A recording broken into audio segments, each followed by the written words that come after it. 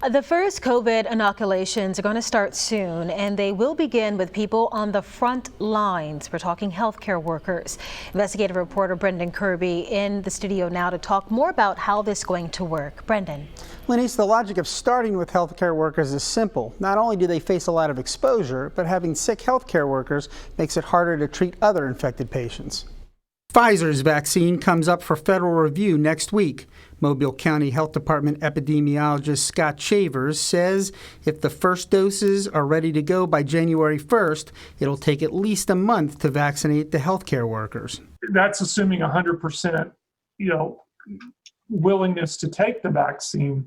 But there's no guarantee the process will go smoothly.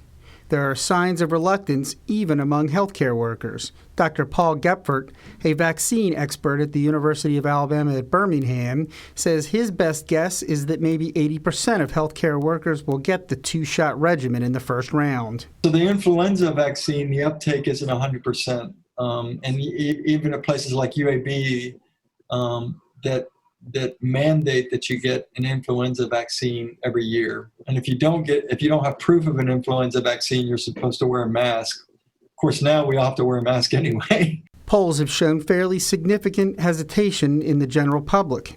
Even healthcare workers aren't all sold. A survey sponsored recently by the Centers for Disease Control and Prevention found that nearly 40% of healthcare workers said they weren't likely to get the vaccine. University Hospital will be among the first hospitals to receive the Pfizer vaccine because it's one of the few facilities that have freezers capable of storing it at super cold temperatures.